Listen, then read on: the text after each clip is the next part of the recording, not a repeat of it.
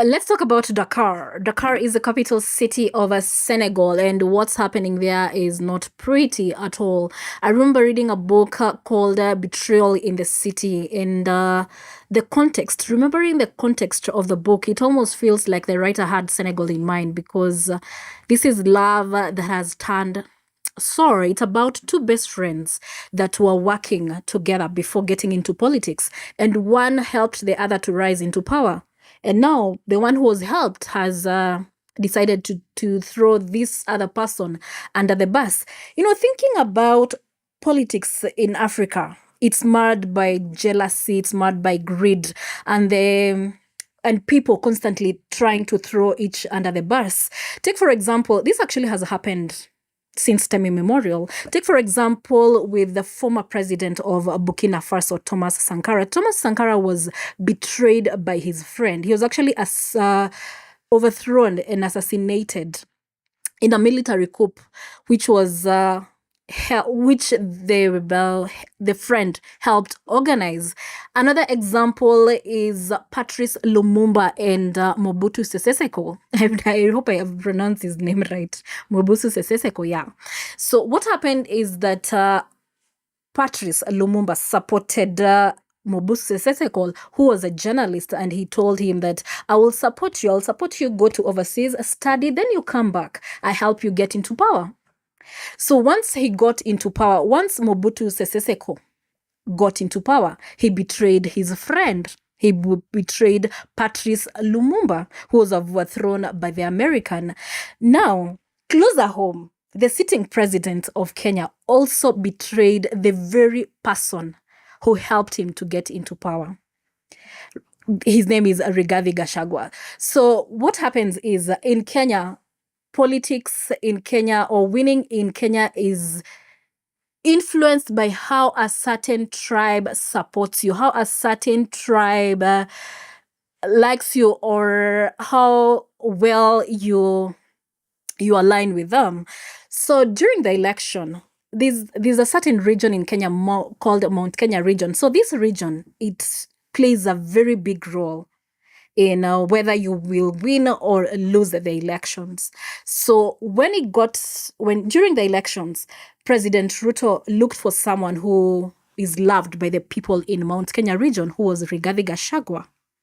So Rigathi made President Ruto to be the president of Kenya because Rigathi is loved. He is supported by the people of the Mount Kenya region. Later, President Ruto, when he got into power, he betrayed Gachagua. He mobilized members of parliament and they impeached Gachagua. So this is not new in Africa. This is not something new that in African politics. It actually feels like African leaders, it's like they're bewitched. They're so power hungry, they can do anything for power. So back to our story about these two best friends in Senegal. So these two best friends, Bassirou Faye and Osman Sonko, they were tax officials in Senegal. Those people who makes sure that companies pay tax. And they got into politics at the same time in 2014. And by God's grace, Sonko rose so much. Like, he got a lot of influence. The youth loved Sonko so much. And something very interesting happened. I think someone saw that Sonko is rising so fast and they set him up. What they did is that Sonko went to a massage parlor in Senegal. And after his services, the masseuse said that Sonko tried to rape her.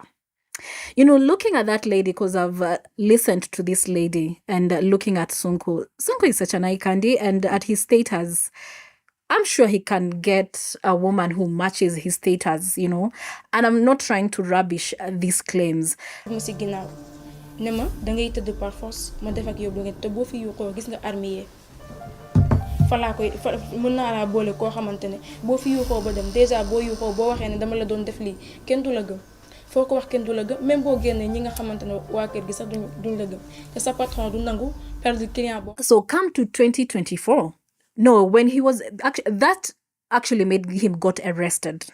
But later, the youth made so much noise in Senegal and he was released. So come to 2024.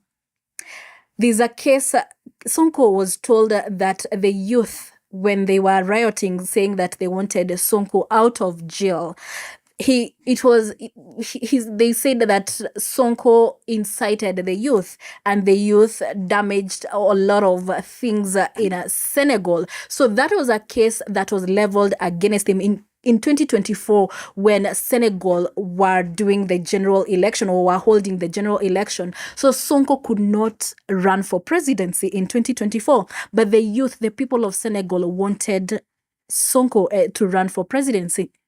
But Sonko said, because of this case, because of what has been leveled against me, I will give you someone. When you look at him, you will see me. So what does Sonko does? Sonko chooses his friend or his best friend, Faye, and that is how Faye was elected to be the president of Senegal because of Sonko, because Sonko has a lot of influence. So when Faye got into power, he did not forget his friend, Sonko. He told him, you're the one who will help me get the seat. And what I will do, I will choose you to be the prime minister. And it's such a beautiful story. This is actually sounds like soap operas, those soap operas that we watch on TV, movies, but after some time, cracks just begins to show. They begin to have their differences. One, the first difference was on how to run the country. Osman Sonko was a very straightforward guy. He did not want the influence of French or any other foreign country in the country. In fact, having soldiers from this colonial country is a sign. He said that this was a sign of neo-colonization, and he wanted them to leave, which Faye did not agree with Sonko. The second thing that they differed on was Sonko wanted Senegal to have its money. Currently, they use CFA franc. It's the same money that is used in African French-speaking countries. And the issue is that the money is printed in France specifically for African French-speaking countries. So Sonko feels like this is neo-colonialism and we need to move away from it. We need to push these French people out of the country. We need to ban this and that. He was very straightforward. And Faye was like, no, we need the French to leave, but they must leave at their own time when they are ready. Sonko says, no, they must leave now. We are a free country. So the third thing that they disagreed on was on how to solve a big money problem. The country was in debt, major debt, and the IMF went to Senegal and said, we need to do a restructuring of your financing. Sonko, as the prime minister, said, no, we're not doing that, because when you do that, you're sending a strong message to investors. Because if IMF come and checks you out like that, this definitely is sending a message that you're not running the country properly, and you need to lose, and you will lose the trust of the investors. The fourth thing that they fell out on was the fourth thing that they fell out was a struggle for power on who had the most power in their political party. The political party that Faye campaigned or got him into power was started by Sonko, who is actually the real owner. Faye used PASTEF. The political party is PASTEF. Then Faye used PASTEF to get where he is today. So he's just a beneficiary of the party. But now, because he's the president, these people, they were friends. They went to jail together. There's also a time also Faye went to jail. They went to jail together. When the government arrested people, they were arrested together. So on May 22nd, 2026, Faye feels like, no, I cannot continue working with Sonko, and he fires Sonko, the person that got him into power. He fires him as the prime minister. Looking at this, I feel that France had a major role in the firing of Sonko because of the timing that is surrounding everything. One, days before Sonko was fired, Faye had visited a summit that was held in Nairobi, Kenya, that the president of France was attending, Emmanuel Macron.